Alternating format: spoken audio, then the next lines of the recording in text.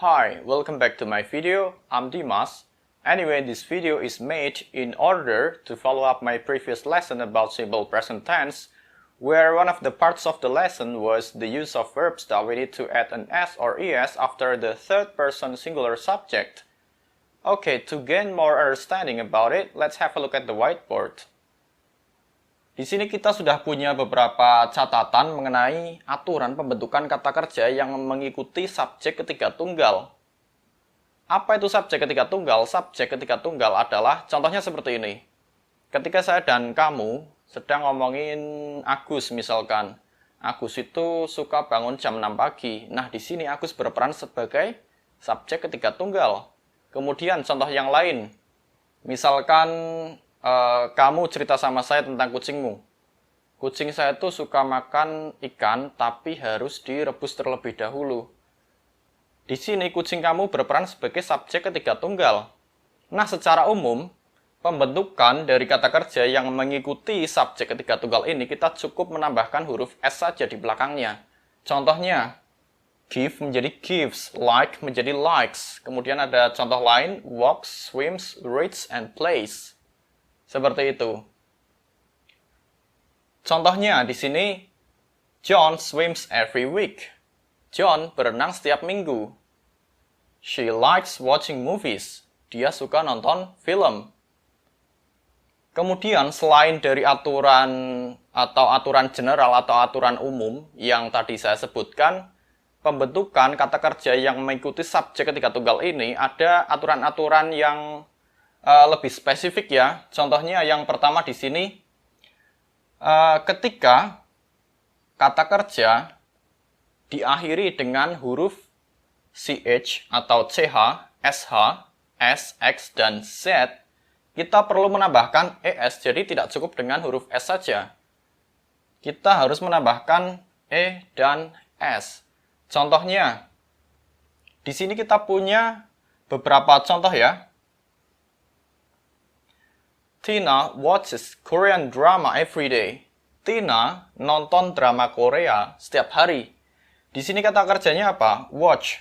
Karena watch ini berakhiran dengan huruf C dan H, maka kita harus menambahkan ES di belakangnya. Ini. Kemudian contoh selanjutnya menggunakan kata wash.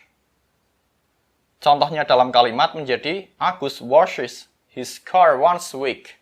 Agus mencuci mobilnya sekali dalam seminggu. Di sini wash berakhiran dengan huruf S dan H sesuai dengan aturan di sini. Seperti itu. Kemudian contoh yang selanjutnya adalah aturan mengenai kata kerja yang berakhiran dengan konsonan plus huruf O. Apa itu konsonan? Konsonan itu adalah huruf yang selain huruf vokal. Huruf vokal itu apa aja? Ada A, I, U, E, dan O. Seperti itu. Maka yang selain itu disebut sebagai konsonan. Di sini contohnya kita punya kata goes. Kata goes ini berasal dari sebuah kata dasar go. Karena go memiliki konsonan dan juga huruf O, maka kita harus menambahkan ES. Seperti itu. Jadi contohnya dalam sebuah kalimat menjadi Andy always goes to school by bus. Andy selalu pergi ke sekolah menggunakan bis. Seperti itu. Kemudian dalam bahasa Inggris, selain dalam aturan-aturan yang sudah saya jelaskan barusan, bahasa Inggris itu selalu mempunyai pengecualian. Apa itu pengecualiannya dalam hal ini? Adalah contohnya kata have menjadi has. Jadi bentuk subjek ketiga tunggalnya dari kata have adalah has, tidak mengikuti aturan yang ada karena itu merupakan sebuah pengecualian atau exception. Lalu untuk aturan yang selanjutnya adalah kata kerja yang berakhiran dengan huruf Y. Di sini kita sudah punya contohnya, modify dan deny. Aturannya ketika sebuah kata kerja berakhiran dengan huruf Y, maka kita harus merubah huruf Y ini menjadi huruf I. Lalu ditambahkan dengan ES. Seperti di sini kata modify, kita rubah menjadi modifies.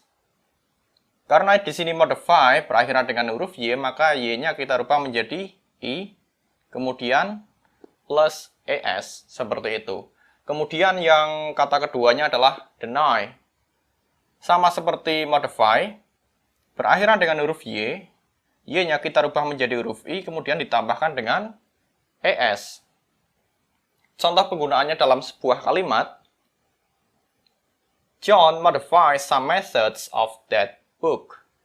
John memodifikasi ataupun merubah beberapa metode dari buku itu.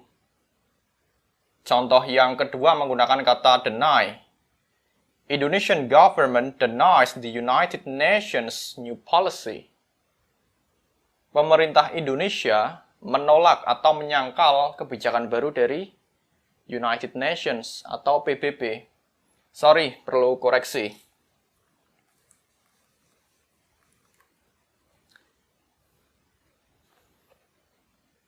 United Nations.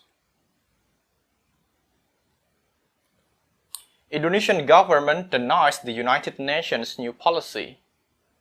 Pemerintah Indonesia menolak atau menyangkal kebijakan baru dari PBB, seperti itu. Baik, demikianlah video kali ini mengenai penjelasan pembentukan kata kerja yang mengikuti subjek ketiga tunggal. Semoga teman-teman semua paham ya apa yang saya jelaskan barusan.